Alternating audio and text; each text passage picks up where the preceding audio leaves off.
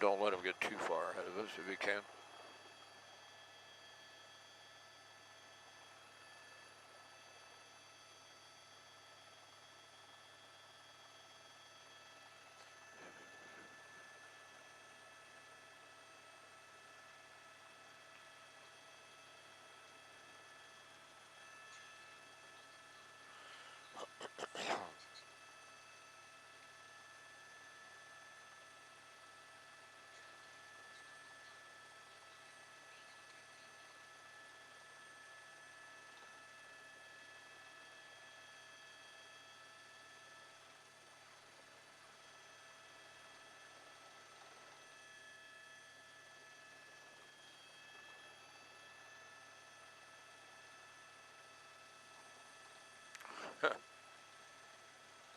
Hey, what's going on over there?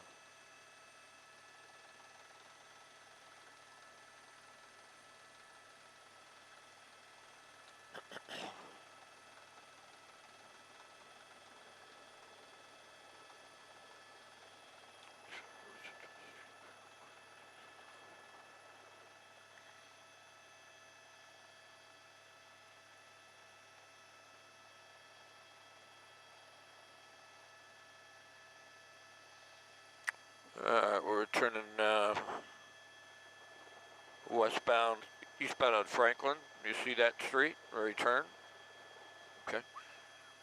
Well, let's try and get over the street then a little bit more by going a little further north if we can, so we don't lose them in the buildings.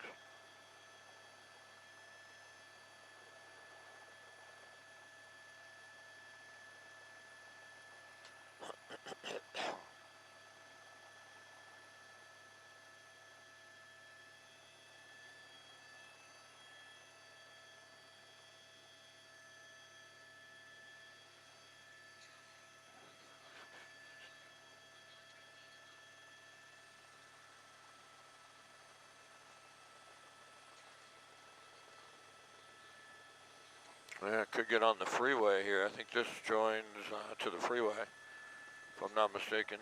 You get ready to, you got Burbank plugged in, okay.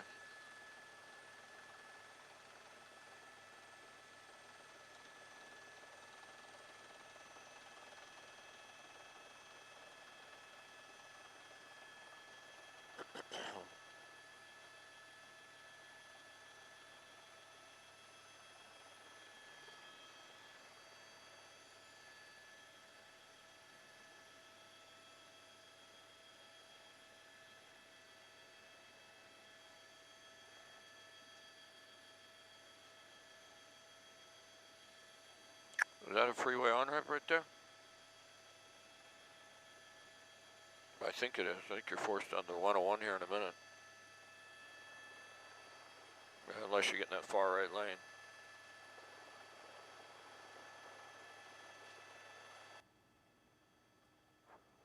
All right.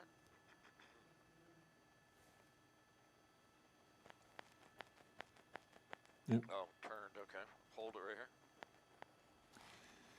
Welcome to our special coverage now. I'm Philip Palmer, Scott Reif, Air 7, and we have a stolen vehicle pursuit, LAPD in pursuit. There was a time when they were in tracking mode. Scott joining us now. You've been watching this, Scott. This person in this stolen Kia does appear to be dead set on not stopping. Boy, that certainly is the case. Driving fairly erratically. Now, we haven't seen this suspect drive in a manner where he doesn't care about his own life. Stopping at all the red lights, slowly going through the intersections. A lot of times you see these pursuits and they're so desperate, they just ram through lights with no indication of whether traffic is oncoming or not. In this case, you could tell that was a red light, but the vehicle slowed down. Came back with a stolen vehicle. It's been going on for about 40 minutes or so. Started in the West Hollywood area.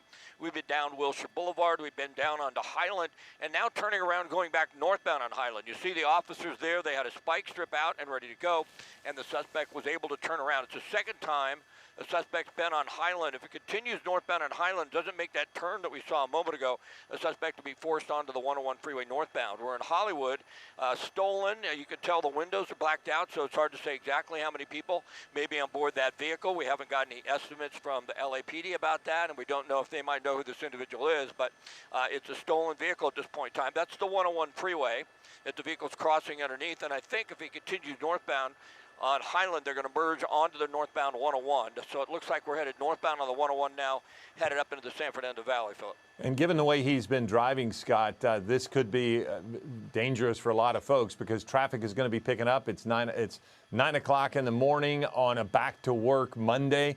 Right now, it does seem as if it's kind of open there. But, again, he's been willing to drive through intersections and around people into oncoming traffic at times. But I think you made a great point, not really risky for himself. But it does, I mean, you're on the freeway at freeway speeds. You could do some really damaging things if you aren't cautious here. Yeah, there's no question about that. Pull out of your shot a little bit. Did they stay on tracking? More than likely, LAPD is going to let this go and give it to CHP. You see the units are still behind there, though. It'll depend on just how long the suspect stays. And there you go. So they're going to pick it back up again. They're not going to hand it off. We're getting off here at Barham. So right in the heart of the Cahuenga Pass in Hollywood, as you make your way northbound onto Barham, off the 101, you're going to head up towards that Universal Studios area. And certainly from time to time, they're driving extremely erratically. And that's what's so dangerous, Philip. We don't see much traffic on the freeways. And the surface street congestion has been a little lighter than a normal work week, right? I don't think everybody's up and running yet because of the holiday. But certainly when you start driving 60 miles an hour on Barham compared to the freeway, it gets extremely dangerous. Now there's going to be a lot of businesses up ahead off of Barham. There's going to be Universal Studios. There's going to be, whether or not the suspect makes a left turn here, they could double back and get back on the 101 southbound or parallel the 101. So we'll just have to see at this point in time. But certainly the suspect is desperate to get away. They're going through red lights. LAPD is still right behind. They did get off tracking mode for a moment, but they're back on, it appears. Well, and those moves right there are pretty indicative of what we've seen, just pulling in front of people, but doing it in such a way that he's appears to be taking care of himself. Scott, we've gotten word that the LAPD was also maybe trying to get into position of a pit maneuver. We saw the possible spike strips a moment ago. But this person doesn't seem to want to get on freeways. Even when he approached the 101 the first time, did a U-turn. This time, he didn't get back on. He's staying on, Cahuenga and that area. That can get really gummy as well with traffic, too. Certainly it gets dicey, and I think you're right. I think the suspect was sort of forced on the 101 for a moment. Didn't take long, and they got off. Then they had that spike strip. It was so close, but the suspect saw the LAPD and turned around. As far as the pit maneuver, I never saw that occur or them try to do that while we've been overhead. That may have been the case before we got here, before we got over top of the pursuit, and they were following along. The suspect's going to have to slow down a bit, going to have to be turning through an intersection. That intersection, for the most part, is going to have to be clear before they're going to try that pit maneuver, because it's very dangerous if the vehicle just doesn't spin out, or if it overturns or it goes up onto a curb in traffic like this. It could really hurt someone, so they do have to keep that in mind. We're on Cahuenga, so Cahuenga parallels the 101 freeway. If you're familiar with this, you're headed northbound. To the south of us is Universal Studios, and then if we continue, we're going to run into Ventura Boulevard. We're going to run into that area of Studio City, up into the San Fernando Valley. We're not seeing extremely high rates of speed. Go north for me, would you catch up a little bit, please? Just talking to my pilot there. And Chad, could you open up for a moment? I just want to get an idea if the patrol cars are still right behind. But you can tell there's some scattered fog out here, Philip, and then it can be difficult to stay on these things from time to time. We have to stay above the LAPD helicopter that is overhead as well. Yeah, we can just barely see through that, so we'll give you guys a chance to kind of maneuver around. But I did want to point out a moment ago, and here again, he's doing the same type of thing, where for the most part, when he enters an intersection or comes upon some traffic, he hasn't been as aggressive as we have seen other drivers in the past. In this circumstance right here, just waiting out the light, and that could be because officers are not right behind him, because that is one reason they de-escalate and stuff like this, is because they want the driver to be safe for the people around. And right now, Scott, we don't see anybody, and it's kind of being effective to a degree in that, he's not recklessly driving through these intersections. That's certainly something they keep in mind. They have gone back to tracking mode. We heard that over the scanner. So LAPD has a helicopter overhead. And I think exactly what you were mentioning. At this point in time, they don't think it's worth the risk. They probably have a lot more information than we have on the driver, possibly at this point in time. They probably got a good look at him when some of the patrol cars went by, when he's headed right towards them.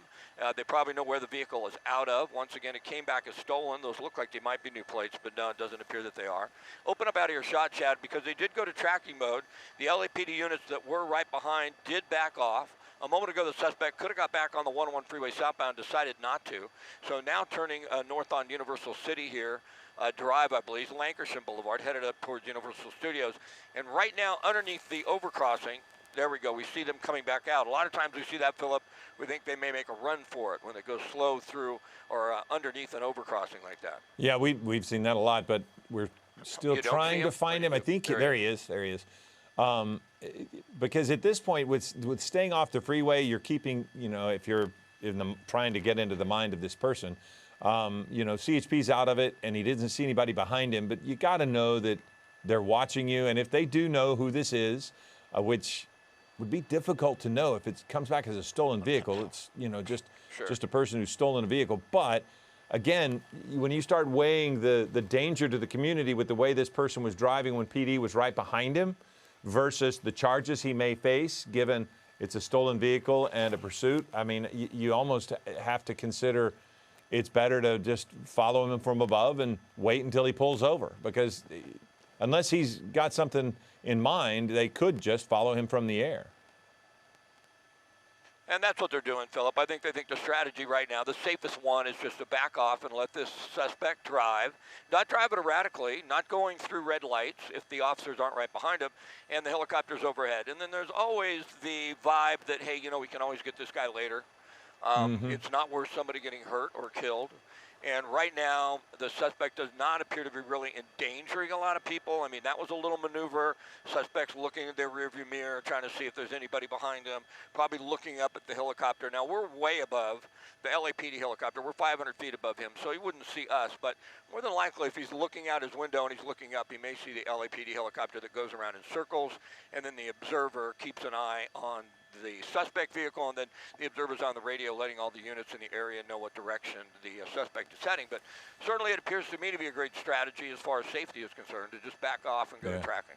Well, and, to your point about what is he looking at, he's got that sunroof that covers pretty much the entire roof of the vehicle. So, he would likely be able to see if LAPD air support is above. But this is, Scott, this is exactly what we were talking about, and I'm sure this is what LAPD wants. That scene right there. He has come to a stoplight. He has stopped. He is waiting, and he will continue on because, again, the way he was driving when we first got over this and LAPD was right behind him, I just feel like they just didn't want that. This is okay. Yeah. No, I agree. I agree. This is much safer for the community. And like I said, if they don't catch them today, they'll catch them sometime. The most important thing is that nobody gets, hurt or injured. And I don't think there's a risk to anyone out on the streets right now with what we're seeing right now. What we saw before, when the vehicles, the patrol cars are right behind them, that was a whole different story. But right now we see a vehicle that's stopping for the red lights, driving the speed limit, not swerving in and out of traffic. And at this point, it doesn't really feel like there's much of a safety risk to what we're seeing. And we're just going to continue to stream this. Now it looks like he's going to get on the 134 East, if I read that sign correctly. Or at least that's the possibility. That's correct. But we're just kind of keeping an eye on this person just to see where this is going to go. But this is the kind of thing that you would rather have than the recklessness of some of the stuff we saw earlier. Now, Scott, as he continues to different jurisdictions, this all could change, correct? I mean, CHP might want to get involved. He's now in Burbank, so Burbank PD, or will they all take the same vein of thought? Because again, you could come up on an officer who maybe did not hear what was going on and could all of a sudden change the dynamics of this very quickly. Or do they all pretty much know and they're all going to stick with the same part? Philip, I've covered these things for years, and I have found no rhyme or reason to what one department may do compared to the next, okay? If the suspect gets off here in the Burbank area, I don't know how Burbank's going to handle it. If it gets off in Glendale, who knows? If it stays on the freeway and the suspect's driving at this rate of speed, I'm not sure what the CHP will do. They may say, let's get our helicopter overhead, let LAPD get back to his jurisdiction, and we'll just follow this guy until he gets off the freeway, and that type of thing. But boy, I tell you, from following these in the past, it's been really difficult to try and gauge exactly how different departments are going to react or act to these pursuits. So right now, I mean, there's no risk right now. 59, 60 miles an hour in the right lane of the 134 freeway headed eastbound. We're in like that Toluca Lake area. We're headed out through the southern portion of Burbank, and then we'll be headed into Glendale. But now it looks like the vehicle's even slowing down more. I don't think those spike strips were effective. It seems for some reason the car is really slowing down, but it appeared as able to turn around in time. We didn't see the suspect hit any vehicles. There was a close call when he turned around when the LAPD threw out the spike strip, and suspect saw it and turned around real quickly. But you know, now we're just on the right lane of the 134 eastbound. Driving the speed limit with really, like I mentioned, no risk to anyone. So I doubt they're going to get a patrol car behind him at this point in time. I think they'll just follow him from the air. But like I said before, yeah, well, I don't really have any idea what their strategy is sometimes. I would agree 100% that there's no rhyme nor reason. But then, you know, you talk about how many of these we've watched, and they'll go into surveillance mode, and he'll accidentally do an illegal move in front of a patrol officer in a different jurisdiction who had no idea what was happening for the previous 45 minutes, and all of a sudden the chase is on again. You know, so there's so many different things that can happen with stuff like this. But you pointed out right now, you know, this Kia coming back as stolen. We know that's got 5 people can be in here, but we don't know how many people are in it. So right now we're just watching, but we are all very familiar with this spot right here, Forest Lawn. In a way, Scott, I mean, that could take him right back where he came from if he goes, you know, back over in the direction of Barham. Well, he's making a left turn, so that's going to take him away from headed back towards the Coinga Pass. That was close. Yeah. I mean, it made a turn there in front of that vehicle, and that looked awfully close from our perspective. And it looks like there's another freeway on-ramp right here. Whether or not it's going to get back on the 134 and head westbound. He might have stopped. Or maybe we've seen before they stop under a tree and make a run for it. That could be the case, but doesn't appear that is another U-turn. Now that he's reversing course. Now, it may be a strategy to try and figure out if there are patrol cars still behind him. In which case I'm going to turn around and see if there's anybody behind me. And then there's a patrol car that got off the 134 in the same spot. And now we're on Forest Lawn Drive, and we're headed back westbound towards that area on Barham and the Coinga Pass where we were a few moments ago. Okay, and so, you know, again, this is the kind of driving that we were talking about, where every now and then he'll do something cautiously illegal, maybe if I put that as a coined term. I mean, you know, he did 2 U-turn, left turn that he shouldn't have done, and then a U-turn. And I think you're right, Scott. I think he just turned around to see, all right, are they truly leaving me alone? Have I escaped, or am I going to need to continue on? And clearly, by making that U-turn and coming across an officer, he figured he got the answer to his question, if that's what he was asking. Yeah, they were just getting off the freeway. I mean, I'm not too certain they were part of the pursuit because they had backed off. So, you know, who knows at this point in time. But right now, you know, we're headed westbound on Forest Lawn Drive. If you're not familiar, Forest Lawn, Glendale is here. It's a huge area. And this is a long, sweeping road. There are not too many people along the sides of this road, so that's good news. But this will head right back to Barham, right back to Universal Studios. There you see the LAPD helicopter flies through our shot from time to time. So even though they don't have any vehicles behind, any patrol cars behind the suspect vehicle, they still have the helicopter overhead, and they know exactly where this vehicle's headed, and it could be headed back toward the spike strip. You know, that's one of those things when a vehicle stays on the same road for a long period of time, they can go ahead and signal ahead and radio ahead and say, hey, try the spike strip at this location. You know, hide behind a tree and then throw it out. That's possible, especially when they do that at a slow rate of speed and they stay in one lane. They start swerving from lane to lane. It makes it a lot more difficult. So it's hard to say what their strategy is. See the vehicle speeding up just a little bit, but we're not seeing dangerous speeds at this point in time. So that's good news as far as safety is concerned. Okay, well, we've been on this for about 15 minutes now, and since LAPD has backed off into surveillance mode, tracking mode, even though they are following it from the air. There doesn't seem to be the danger to the community that existed 15, 20 minutes ago. So we're going to take a break off of this here on our streaming channel. We'll return you to regular programming with Scott, and Air 7 will continue to follow. They'll be on top of it. And if the situation warrants, we will come back on the air with it to give you the latest as to the pursuit end and how it wraps up. But this has been special coverage of a pursuit here, a stolen vehicle through the Mid-Wilshire area, and then now over in and near Cahuenga Pass. But we'll come back if we are, if it needs to. And for now, we'll return you to regular programming.